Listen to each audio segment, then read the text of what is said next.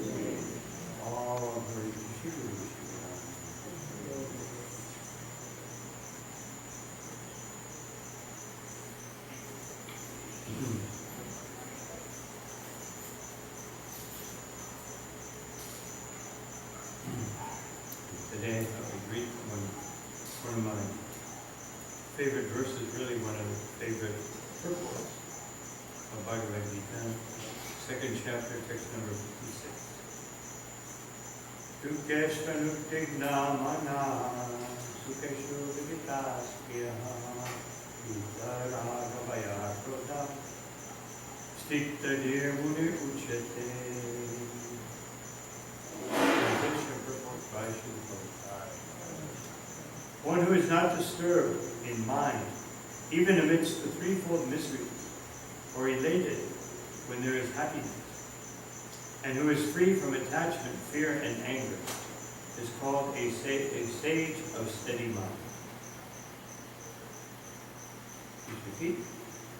One who is not disturbed in mind, One who is not disturbed in mind, even amidst the threefold miseries, even amidst the threefold miseries, or elated when there is happiness, or elated when there is happiness, and who is free from attachment, and who is free from attachment, fear, fear, and anger, and anger, is called a sage of steady mind. is called a sage of steady mind.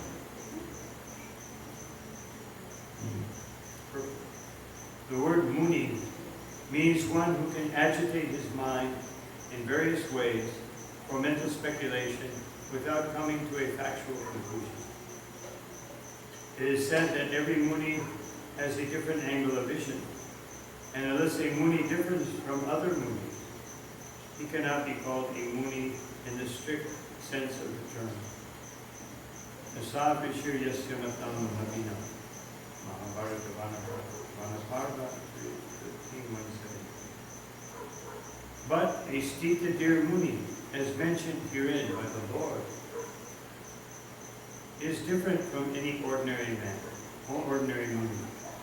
The Stita dear Muni is always in Krishna consciousness, for he has exhausted all his business of creative speculation. He is called Prashanta Nisheshamano Ratanukara, or one who has surpassed the stage of mental speculations and has come to the conclusion that Lord Sri Krishna, or Vasudeva, is everything. Vasudevam Sarvamiti Samatma Sudhuvaha. He is called a Muni, fixed in mind.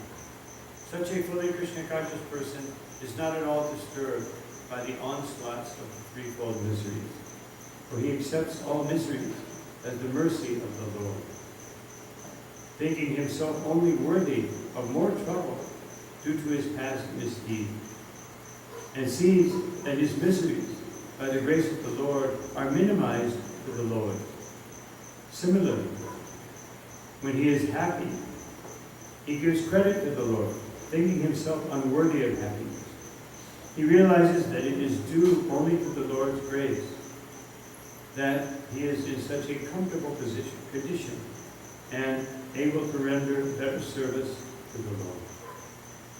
And for the service of the Lord, he is always daring and active, and is not influenced by attachment or aversion. Attachment means accepting things for one's own sense gratification, and detachment is the absence of such sensual attachment. For one fixed in Krishna consciousness has neither attachment nor detachment, because his life is dedicated in the service of the Lord. Consequently, he is not at all angry, even when his attempts are unsuccessful.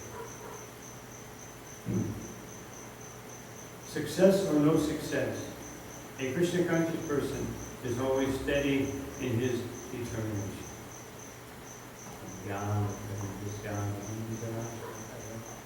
Chakshuru militam yena tasmai Sri Gurave Vichaitani mano Krishna mustapitam yena puttale Swayam rupatam aham dharati shavaram Namo Vishnu padaya Krishna Krishnaya Bhuttale Shrimati Bhakti Vedanta Swami Namaste Saraswati Devi Gauravani Prachadine Ye Vishesha Shrimati Paschate Vishatavati Jai Shri Krishna Chaitanya Prabhu Nityananda Shri Advaita Gadadhara Srivasadi Gaura Hare Krishna Krishna Krishna Hare Hare Hare Rama Rama Hare Hare.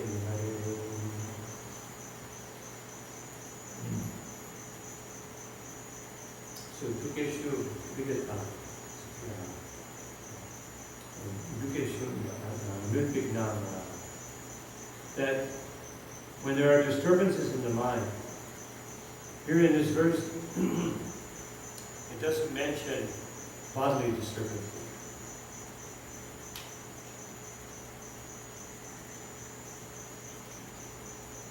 Because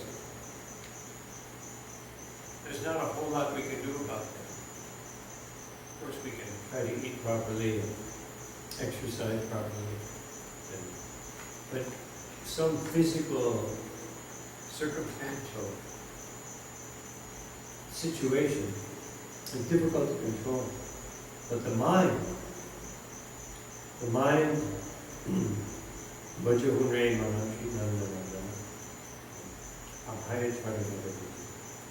so abhaya in this sense doesn't mean fear, it means anxiety. So the anxieties that come from the mind or come into the mind that's more easy to control, it's subtle. Just like it's very difficult to move, like if I wanted to move this vyasasana, it'd be very difficult. But some fluid of the same size, it's easier, I just open it up and it goes. And air, or that same volume of air is easier to move. So the more subtle the element is, the easier it is to control. In one sense, it's easier to control it, it's more possible to control. But at the same time, because it's subtle, it can be agitated very easily. Just like, giving that same example, I can't change the shape of that very easily. But the same volume of water, I can change more easily the shape. And the same volume of air, I can change even more easily. So, but at the same time, it can change back, or it can go in another direction very easily. So this is what is meant here, when the mind will always be disturbed in the material atmosphere unless we're Krishna conscious. Unless we're, just like here, it says, Pita Raga Bhaya Krodha. It gives us an example of what are the situations that can be disturbing to the mind. Pita Raga. Attachment. If we have too much attachment, just like a few verses before, Krishna says, Karmani Vadikadate, Ma Palashu Kadachana. Read the translation. Ma Karma Palahetur Mati Sangos Karmani. That you have a right to perform your prescribed duty, but you are not entitled to the fruits of action. Never consider yourself the cause of the results of your activities, and never be attached to not doing your duty. So, that verse for the materialist would be very discouraging. You can do your duty, and you should do your duty. You have a right to do that, but you don't have a right to the fruits of your duty. Nor can you think that you're the cause of it, and you can't give it up. It doesn't sound. But for a devotee, that's very encouraging, because it allows them to depend on Krishna. The greater that something is, the more that it can give shelter to. Just like a few days ago, I was walking and it was raining.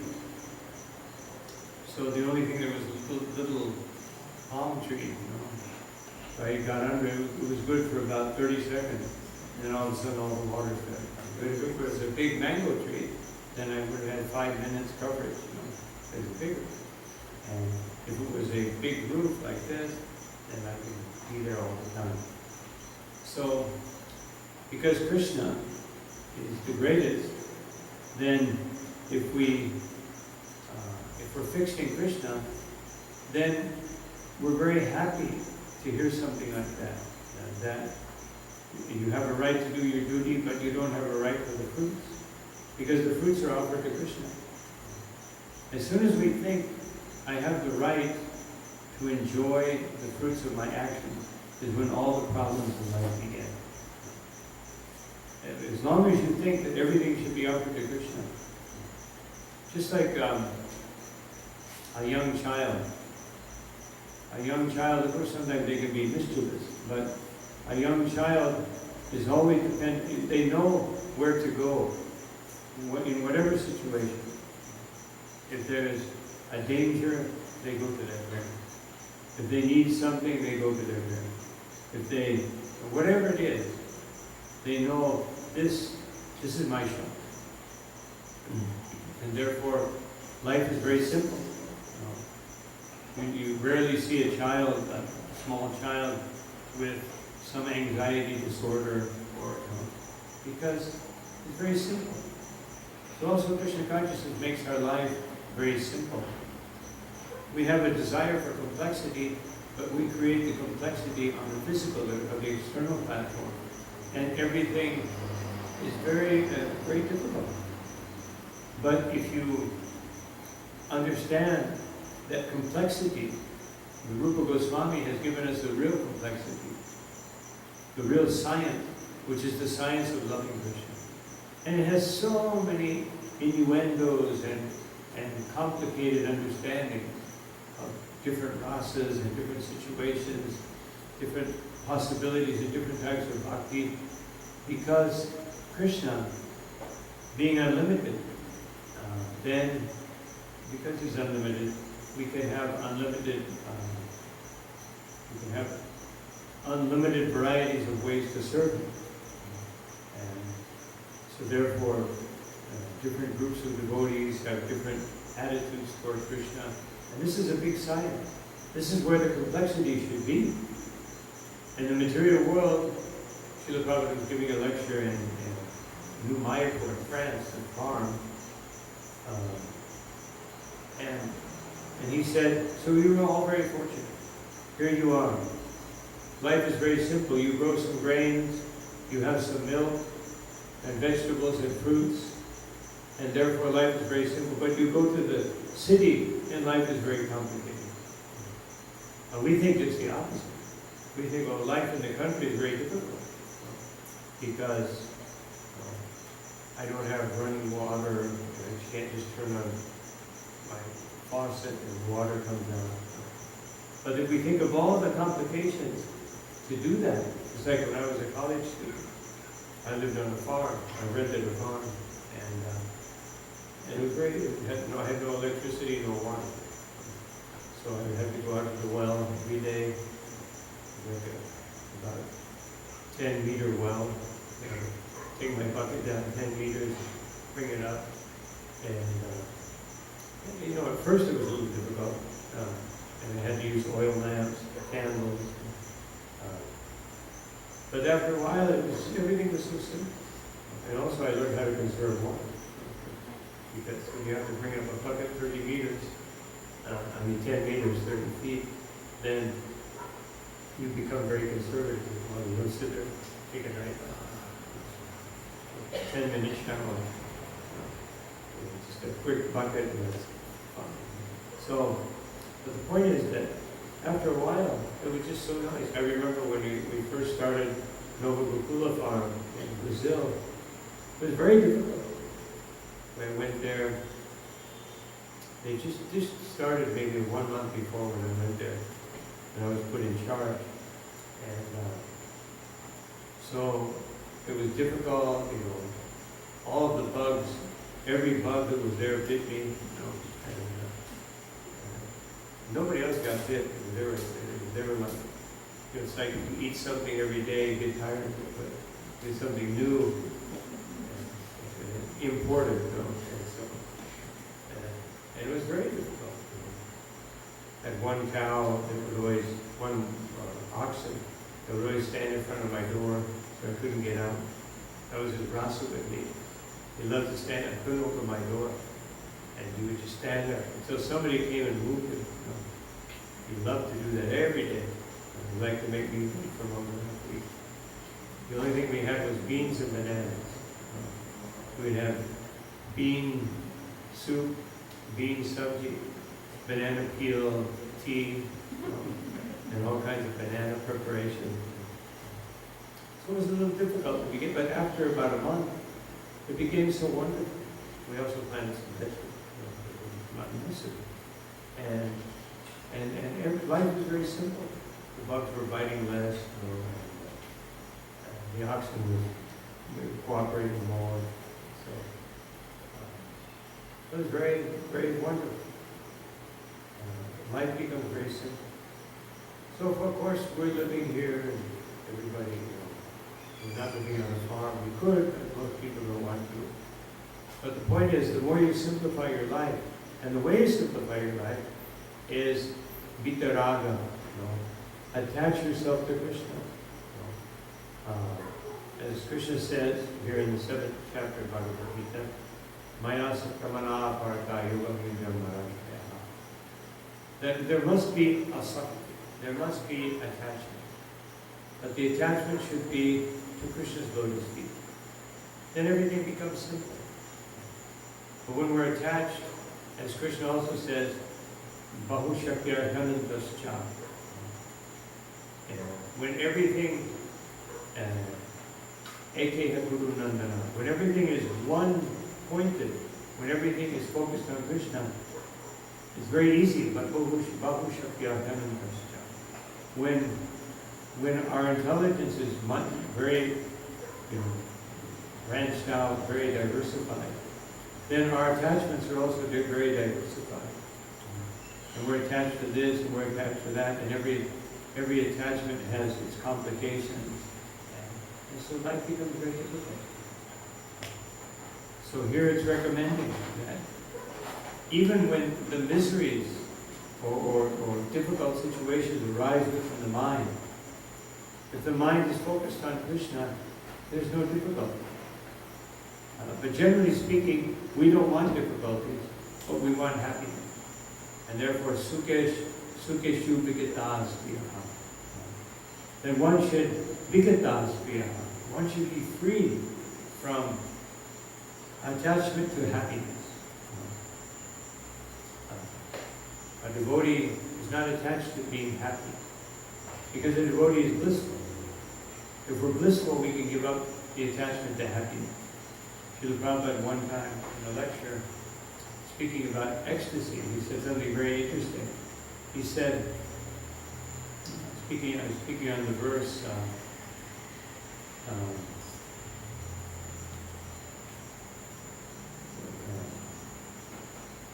10:8. Am sarvasya bhagavo mata savam bhavati. Iti matva bhajate man. Buddha bhava samam. So Srila Prabhupada said, when you have Buddha, when you have intelligence, and what does intelligence mean? Aham sarvasya bhagavo. That everything spiritual and material, everything comes from Krishna. That is intelligence. Because when you have that intelligence, then bhava samamvita. Then you experience bhava, ecstasy. And then Prabhupada said, just like people come here, they should come to the temple and stay for a few days. Then they will feel ecstasy. Prabhupada made it very easy. Like you achieve the bhava state. But Prabhupada was saying that the idea was that kirtan, if you do Krishna consciousness properly, you will get a glimpse of ecstasy. Like when there's a nice kirtan, when you can actually hear the Mahamantra when there aren't, 4 or 5 members and, 3 wampers and 2 gongs and 15 kartals. Then you can actually hear the Mahamantra. And when you can hear the Mahamantra and you chant it nicely, and then everything becomes very, you feel some ecstasy. But the problem is, as soon as the kirtan is over, then the ecstasy goes away. So Prabhupada, of course, there are different degrees of ecstasy. But Prabhupada was indicating that it's not that difficult. And if we remain in that state by vitaraga, bhaya, and also giving up the anxiety or the fear of material existence, Vita Raga, Maya, Krodha. These things are successively, they happen. Whenever there's attachment, then there is fear. Then you will be taken. Vita Raga, I have an attachment, and immediately I'm fearful. People become so fearful and so attached that they wage wars because someone wants to take away my attachment for this type of sense gratification.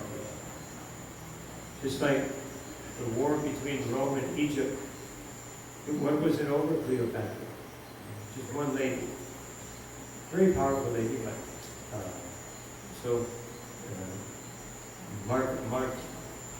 Marco Anthony or Marco Antonio, he wanted to marry her, and the Egyptian king wanted, so they fought, and millions of people died because these two people were attached to one woman.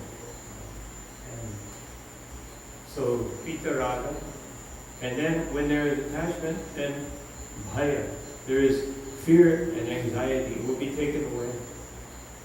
And then we're discussing this also in the morning class, right? The anxiety of Ashwatthama, because he's feeling that my life will be taken away. So he creates so much disturbance out of that fear. And then Krodha. Then after fear manifests, then there's anger. Otherwise, first there's fear, anxiety, and then anger. I will not give up this sense gratification. Better I criticize someone, better I act against someone, better I be violent towards someone than to give up my attachment. And therefore, here it says, the way you give up, you can't just give up attachment. You have to become attached to Krishna. Stita Dir Muni, this Stita Dir Muni, he becomes detached by this process that's being described here by Srila Prabhupada in his purport. He becomes detached because Srila Prabhupada gave the example of attachment, that of speaking about Migrati, that Migrati was attached to killing animals, and he would have killed them. And Narada Muni came and he told them, just kill them. Don't just have killed them, kill them. And he said, there's something wrong with killing them, with half killing them. Yes, very sinful. He said, also it's sinful to kill them, but it's even more sinful to have killed them. And he was actually, because he was a very simple person, he was a hunter, and his father taught him to do this. And then he said, well, what will I do? What will I do? If I'm not killing animals, what do I do? You can chant Hare Krishna. Serve the Lord. Narada Muni said, I will take care of you. Srila Prabhupada said this to so many people. He said, you come, join this movement. Come and live with us. There will be prasadam. There will be so many wonderful things. You just come, and Krishna will take care of you. Famous letter Srila Prabhupada wrote in January 1977 to all temple presidents. He said, I want that every one of my temples has at least 20 or 25, 20 or 25 plates of prasadam every day for guests. If any guest comes, they get, and Prabhupada said, not in that particular letter, but he said there should be little rice, sabji, samosa or porta, and sweet. Little plate. And 25 plates every day. And then Prabhupada said, and if no one comes, then the brahmacharis can eat them. Of course, this may be a problem here because there's no brahmacharis. He said, so you can either eat it all or give it away. And then Prabhupada said, what is the problem? No. Shrimati Radharani. She is in charge. She is the Supreme Lakshmi. So do not think that she will not supply. So Prabhupada had this faith And when we have this type of faith, that ado shraddha, sadhu sangha, vajranakriya, anartha, all these things must be there systematically so that we can come to the stage of anartha vritti. Anartha vritti means giving up everything that's unwanted. So how do we come to that state? First, we have to have faith that Krishna will supply. If Krishna is in charge of everything, both spiritual and material, we know that He's supplying us spiritually. Here it is, Bhagavad Gita, Srimad Bhagavad, all of our literature. We know that. We have faith in that. But we don't have faith that Krishna will provide materially. And sometimes when we think that our material situation gets a little difficult, what is the first thing that some devotees do? Stop chanting Hare Krishna. No time for that. I have to work more. I have to make more money. Otherwise, the attachment to a certain type of lifestyle becomes so strong that it overcomes it overshadows our spiritual life. But when we make spiritual life our priority, then I can guarantee if you do that, Krishna will provide everything. And not only will provide everything, He will change your material situation. If your material situation is very difficult, not because you make it difficult, just like there's two kinds of difficulty. It's like if someone's driving a car. So I'm driving a car and there's warning sign, danger ahead, and it says construction, danger, and I don't pay any attention. Then I have some difficulty because I didn't pay attention. That's one kind of difficulty. But if there's no warning sign, and then there's some difficulty, then I can blame the government, I can blame, didn't put up signs, try to sue the government, good luck, but you can try. So the same way, if we run into difficulties and we don't understand the nature of difficulty, we'll blame Krishna. Why is this being imposed upon me? But if we see the warning, and here are the warnings, don't be disturbed when there is some agitation of the mind. Because everything, this whole society that we live in Kali Yuga is meant to agitate the mind. This verse is so much more important and pertinent. Actually, Bhagavad Gita is spoken for Kali Yuga. It's spoken. Krishna spoke it not only because it's Kali Yuga, but because most people will never read the Bhagavad Gita. And those few people that read it, most of them won't understand it. And so, but the Bhagavad Gita is much easier to understand. And even that is bewildering to us. So Krishna is giving us the formula. There's so much agitation in the material world. The attraction between man and woman, or all kinds of attractions nowadays. And attraction to this, attraction to that, attachment to this, attachment to that. So don't let the mind, and how do we keep the mind from being disturbed? We focus it on Krishna. And if the mind is focused on Krishna, then also the happiness that comes. And then Srila Prabhupada used the formula here in the purport. How do you do this? How do you do this practice? Well, there's a meditation. Srila Prabhupada is giving us here a meditation. What is that meditation? That whenever there is difficulty in life, that I think, I'm the cause of this. And therefore I'm also the solution. If I'm the cause, if I cause something, I can also stop it. Unless you're Ashwatthama and you throw your Brahmastra and then you can't call it back. But generally speaking, if I understand that by karma I'm causing it, then I accept that fact. And then I think that whatever reaction I got was much less than I deserved. Krishna has minimized it just to the point where it's a reminder that I am not a resident of this material world. Even the Christians say, or Christ said, that I am in this world, but I am not of this world. So a devotee should think like that. With all of our advanced philosophy, we should think like that. I'm in this world, I don't have anything to do. Prabhupada said that the material world is like an outhouse or a bathroom. He said you go in, do your business, and get out. So this is how we should see this world. Not that it's a very wonderful, beautiful place to enjoy unlimited.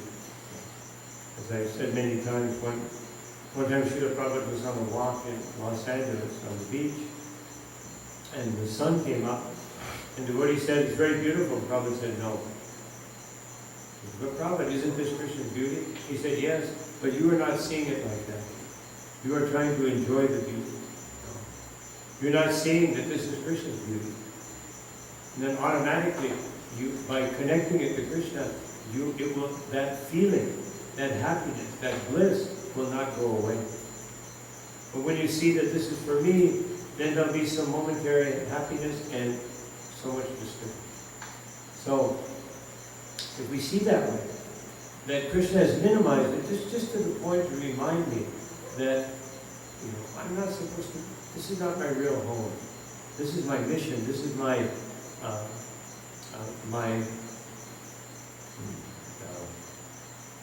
duty, my service, just like people go to work every day and they look forward to coming home. Well, some homes are such that they may not look forward to it, but sometimes the relationships are not so good.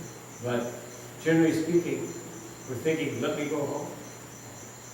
So we should be thinking like that. I'm in this material world, let me go back home, back to God. And therefore, these little miseries, and it may be a big misery, but if it's a big misery, we think, I must have done something so atrocious that this apparently big misery is only maybe 1/10 of what I deserve. 1 fraction. Then difficulties automatically become so much easier because we see them as Krishna's mercy. And then we may try to, but then when the other part's more difficult, then when there's happiness, this is our other meditation, we think, I don't deserve this happiness. Otherwise, I don't deserve this favorable material situation. But Krishna's giving it to me to facilitate my service. If we see it like that, everything is related to Krishna. Happiness and distress are different situations that Krishna is putting me in. Just like, again, the example of a child. A child, because they want to enjoy play, and so when you try to discipline them, that you shouldn't do this, they don't like it. But still the parents say, you can't do this, can't do that, can't do this. You should do this and this and this. Brush your teeth, do this. They don't want to do it. But because their parents is their shelter, they do it. And after some time, they appreciate it. So in the same way, if we do this meditation that Srila Prabhupada is recommending here, then after some time, we actually think like, we feel like that. Automatically, we respond. If you do something long enough, just like I asked the people many years ago, how did you learn to play the harmonium so nicely? He said, if you do something long enough, you get good at it. So, if we do this meditation long enough, then it becomes automatic. The one thing we shouldn't we shouldn't allow to become automatic is the chanting of the holy name. It should be automatic, meaning that I automatically chant, but not that it's so automatic that I chant like an automaton. I just speak it out and spit it out, try to get it over with. But the spiritual life becomes automatic. The more we practice it, then it becomes our reality. And then this whole material illusion, as Srila Bhaktivinoda Thakur said, it's like a lantern show. This was like the old way, like the origin of movies. In the 1800s, they had lantern shows. They would cut out little deep pictures of a dog or a cat or a star. Or they would make a whole series of things that were progressive, was related. They would put it in front of the lantern, and it was so either it was a shadow or it was a big shadow with a light in the middle, and people would watch and would get the message. That was like the beginning of movies. And so Bhaktivinoda Thakur said, this whole material world is just like a lantern show. Otherwise, when one experiences the variety of Krishna consciousness, the variety, unlimited variety of Krishna's guna, Krishna's qualities and Krishna's pastime and Krishna's form. It's like even we can experience that with our eyes. We go to so many temples where you can get the darshan book if you can't travel so much. So, see all these beautiful different forms of the Lord, deity forms manifested. And the more we experience that spiritual variety, the material variety becomes not so interesting. And how do we experience it? By hearing Srimad Bhagavatam, by hearing from different shastras about Krishna, his activities in the spiritual world, his pastimes, his qualities. We hear from Rupa Goswami, Sanatana Goswami. Sanatana Goswami comments on one verse of the Bhagavatam, which says that Krishna is Gunatma. That means that Krishna is the essential root of all qualities. All qualities are contained within Krishna, and therefore all the qualities we see manifested in any person is simply a small reflection of Krishna. So the more we see things like that, and all these realizations come from the Bhagavatam. The Bhagavatam gives us so many realizations of the unlimited nature of Krishna. Unlimited, every aspect of Krishna is unlimited. Every one of them is a testimony to the unlimited nature of Krishna. Because every living entity, and how many living entities are there? You couldn't even fit that number on this planet.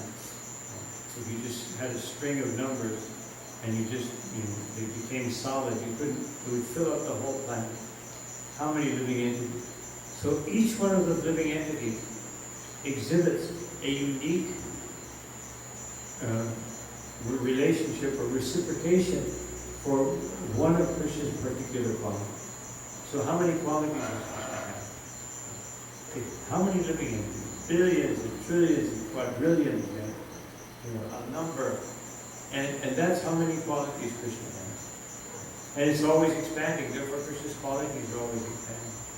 And then Krishna's having lila with all of those living entities, except for the ones in the material world, which is the minority. And we're a minority here in the material world, a rebellious minority. And we think we're doing such a nice revolution against material nature, our technology. We'll be able to do this. Pretty soon we'll be able to. I saw this report. There was some about what it will be like in 2050. All these nice things, but everything was based on sense gratification. And then they said that we will make such wonderful robots that people will not want to get married anymore to a human being. They would rather marry a robot because the robot's more capable. And then the next thing is that when your body wears out, if they haven't invented a technology that will keep the body going forever, then they can just make a robot, and then by advanced technology they'll take your consciousness and put it in the robot, and then you can just keep living as long as you can fix the robot. You can keep going. So all these things, actually, Walt Disney was one of the first people that tried to do this. He had some disease, and therefore he made in his will, he said that he would freeze himself. He actually had himself frozen. And he said, then when they find a cure for this disease, you can thaw me out. That was his will. But his children, they thought, hey, well, And we're never going to get the inheritance, until they find a cure for this disease. We may die before that. So they unplugged it. He thawed out and died. He was already dead, and they got the inheritance. So the point is that this variety in the material world is all based on sense gratification. Sense gratification is so temporary. But the varieties in the spiritual world simply create bliss. And we can experience that bliss just by sitting down for 30 minutes a day and hearing from Krishna book, from Srimad Bhagavatam, the pastimes of Krishna, from different acharyas who have written many different, especially Krishna Chakravarti Thakur, so many different varieties of Krishna's pastime. And of course we should hear them according to our adhika, our level of ability to understand them. But just the variety of activities within Krishna consciousness, because we may seem to be doing the same thing every day. Just like a devotee who lives in or near a temple, hopefully goes to Mangalarti, goes to Guru Puja, goes to the Bhagavad. It seems like the same thing. And if we have material consciousness, we'll get tired of it. Oh, here it is, Mangalarti again. Oh, here it is. Just like sometimes I stay farther away from the temple, but I do Mangalarti every day. A little quicker than the temple one, but do it every day. And so, the point is that we're supposed to be advancing by hearing about Krishna and chanting very nicely. So every time we're in that Mangalarti, our meditation becomes deeper. It's like we're singing Guru Vastakam. And the meditation of the Guru, all those varieties of aspects, of qualities of the Guru, which Vishwanath Chakravarti Thakur has expounded in that song, we can experience it a different way if we're actually meditating. But if we're just sitting there mindlessly, singing the words without even thinking about what it's meaning, and then we go to the next thing, Prabhupada Pranam, Panchatattva mantra, Hare Krishna mantra. If we just go in an automated, then it becomes material, it becomes boring, it becomes routine, and we just go through it like just like a robot, speaking of robots. So we shouldn't become robots prematurely. Let's wait till we get the technology. But so this is what Srila Prabhupada is speaking about here. That we have to come to the point of experiencing Krishna consciousness inwardly. Then there's so much variety in our inner relationship with Krishna. And that is what Krishna later on in Bhagavad Gita, Buddha Bhava Samanvitaha. This Bhava Samanvitaha. Another place in the Acha, Krishna said that this again speaks of Bhava. That this Bhava in Krishna consciousness is awakened by it's not external variety, it's internal variety. Just like the yogis, they sit and they meditate on Paramatma, but they're experiencing so many things in that meditation. Rupa Goswami would meditate every day, 2 or 3 hours a day on the pastimes of Krishna. And different pastimes would manifest. That he, of course, he's remembering these things because he's eternal associate of Krishna. But even then, new varieties would come in his meditation. New varieties of experiencing it by meditation, the pastimes of Radha Krishna, the qualities of Krishna, the forms of Krishna, seeing the beautiful forms of Krishna. He could do that. And he didn't have to move anything. So the point is that if we, this simple verse, this simple meditation that Srila Prabhupada gives here, is the way that we can overcome our attachment, our fear, our anxiety, our anger, our frustration, All these things will go away by this simple formula of understanding the nature of happiness and distress, which is already determined. None of us can change that. So these are the wonderful aspects of Krishna consciousness that are awaiting us if we just practice them properly. So, anyway, these are some thoughts I have on this particular verse, and I'll stop here. Any questions? Comments? Yes?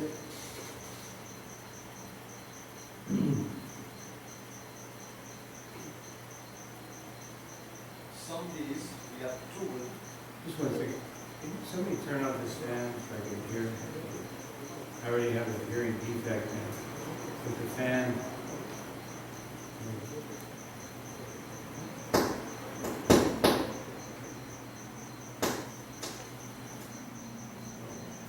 Okay, question. Some days we are told that the material world is a place of calamity, a place of distress, a jail and outhouse and so on. And that we should all aspire to go to the spiritual world. Other days we will hear that Krishna is here, deities are here, Guru is here, Kirtan is here. Why do you want to go to the spiritual world? Service is here, which is like leading the spiritual world. Now which one should we aspire for really? Well, they're both true, depending on what is our level of consciousness. Okay. Srila Prabhupada said that when our consciousness is absorbed in external things, then we should want to go to the spiritual world. But when one is very advanced, then one can say, Janame Janame Prabhu say, my dear Gurudev, I beg to birth after birth just to be your servant. So it depends on our level of realization. So both things are true. We should see the misery of material existence, which allows us to experience the bliss of spiritual life, even here in the material world. Both things are actually complementary. Not only are they both there, but they complement one another. Because the more we feel the bliss of spiritual life, the more we are disgusted with the paltry pleasures of materialism. And the more we experience those difficulties, the more we hanker for increasing our spiritual life, going to kirtan. Just like I remember when I was doing Sankirtan, every day I would feel so good to get back to the temple. After 8 or 10 hours of Sankirtan, then you come back to the temple, kirtan, prasadam, everything's so nice after being all day long, trying to get one person after another, try to give them a book, and they resist. I'm a Christian, I'm this, I'm an atheist, I don't want it. So much negativity, so much sense gratification. And when you come back to the temple, you're blissful. So I found that when doing Sankirtan like that, I experienced both things. And the contrast was so wonderful, created such a wonderful effect in the mind and the consciousness. That was my experience. Any other questions? Yes. Pretty much like for the devotees living at the temple, they're like doing everything that we're supposed to be doing, like reading Bhagavatam or worshiping the deity, but then like we are more depressed or more like sad about doing that. We don't feel that bliss of like, I feel like the devotee who's living at the temple feels like more burden of doing everything more than happiness in doing it. There's no happiness. Well, it depends on the devotee. I know many devotees who live in the temple and are very blissful. Just like Jayananda Prabhu. He was always, anytime he had to do a service, he would say, thank you, Krishna. He would go up to the deity, or there was pictures. Thank you very much for giving the service. Because he had that positive attitude. So everything depends on what is our aspiration, what is our desire. If my desire is to serve Krishna, then it doesn't matter how much service I have, I will find it pleasing. But if I have a desire for enjoying this material world, then being in the temple will be hellish. So, of course, sometimes we're understaffed, because it is in most temples, especially nowadays. So that can create certain anxiety for not pure devotee. If you're a pure devotee, then it doesn't matter. Like Prabhupada, he would just do more and more and more and more, and he would never stop. And the more difficult it was, the more Prabhupada rose up to the challenge. So if you're a Prabhupada, or like Prabhupada, you'll never be unhappy. But it's just because, as we discussed a little bit yesterday, we're addicted to material nature, and therefore, being in the temple, I would say a lot of times that's just a lack of bhajan and a lack of kirtan.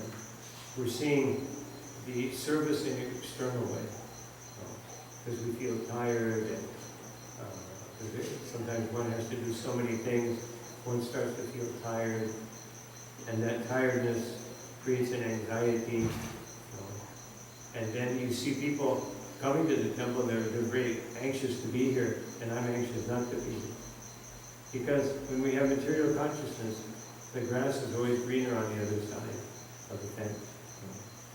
So wherever we are, it's like Srila Prabhupada said about marriage. He was talking to one brahmachari, and he said, if you have a beautiful wife, you will always be in anxiety, because you think she may go with someone else. And if you have a not so attractive wife, you will always be in anxiety because you think, I want a beautiful wife, so I don't have one. If you have no wife, you'll think I should have one. And if you have a wife, you'll think, why didn't I remain a brahmachari? So Prabhupada said, better chant Hare Krishna and accept your situation. So it's like that. We always think that, why did I get married? And if you're not married, when can I get married? And if you're like this, you think like that. If you're like this, like that. So when we learn to be satisfied with what Krishna gives us, and we're in the temple, we're in the house, and in the business, it doesn't matter. But if I'm not self-satisfied, then whatever, if I'm outside, inside, in the temple, anywhere, I'll always be in anxiety. It depends on consciousness. Everything depends on consciousness.